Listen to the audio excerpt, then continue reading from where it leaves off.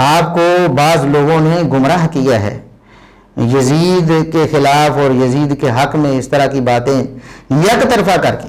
ایک سٹیج سے آواز آتی ہے، ایک جو خطیب صاحب ہیں وہ آواز لگاتے ہیں جی علماء اہل حدیث کا اتفاقی عقیدہ میں آپ کو بتاتا ہوں کہ یزید ظالم ہے، یزید فاسق ہے اور یہ ہے وہ ہے. اور دوسری طرف دوسرے سٹیج سے یا دوسرے خطیب صاحب سے آپ کو آواز آتی ہے کہ یزید اہل حدیث کا متفقہ عقیدہ اور علماء اہل حدیث کا عقیدہ یہ ہے کہ یزید اچھا آدمی تھا اور یہ ہے وہ ہے. دیکھیں دونوں طرف کے موقف اہل حدیث علماء میں موجود ہیں. آپ تحقیق کریں، آپ سند کو پرکھیں، متن کو دیکھیں اور تاریخی حقائق کو ذرا تحقیق کی چھلنی میں چھانیں.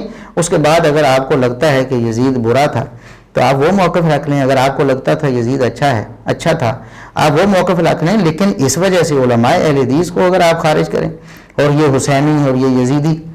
اور میں افسوس سے یہ کہتا ہوں کہ میں نے کچھ دن پہلے سوشل میڈیا پہ تواتر کے ساتھ وہ پوسٹ شیئر ہوتی دیکھی ہے جس میں کچھ علماء اہل حدیث کے نام لکھ کر ان کی تصویریں لگا کر اوپر لکھا حسینی اہل حدیث، حسینی اہل حدیث، حسینی اہل حدیث، جس میں کئی ہمارے بزرگ ایسے جو دنیا سے جا چکے فوت ہو چکے ہیں، جن میں مولانا عبداللہ شیخو پوری رحمہ اللہ تعالیٰ اور اس طرح کچھ اور لوگ تھے.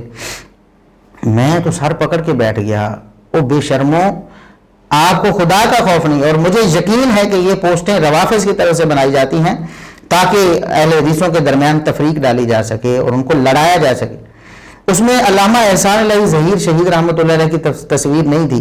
تو ظالموں، کیا تم یہ ثابت کرنا چاہتے ہو کہ علامہ احسان علیہ ظہیر رحمۃ اللہ علیہ وہ یزیدی اور ناصبی تھے اور یہ حسینی علماء ہیں؟ حسین رضی اللہ عنہ سے محبت کرنا ایمان کا جز ہے.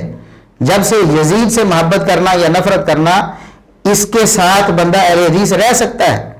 ایسا نہیں ہے کہ یزید کو اچھا کہے تو تب اہل حدیث ہے، یزید کو برا کہے تو تب اہل حدیث ہے. سیدنا حسین رضی اللہ عنہ کی محبت، ان کی فضیلت پر تو اتفاق ہے، یہ ہے مسلک اہل حدیث. اس کے باوجود کون ہے علماء اہل حدیث میں جو سیدنا حسین رضی اللہ عنہ سے نفرت کرتا ہو کہ آپ نے چند ایک کو حسینی بنا دیا اور باقی سب کو ناصبی اور یزیدی قرار دے دیا؟ یہ ایک سوچی سمجھی رافضیوں کی سازش ہے. اور یہ میں جہاں تک سمجھا ہوں کہ یہ ایران سے فنڈڈ یہ معاملات اس طرح کے چل رہے ہیں. نوجوانوں، اہل حدیث نوجوانوں خصوصاً اپنے آپ کو سنبھالو. افراط و تفریط میں پڑھ کر مسلک اہل حدیث سے نہ نکلو.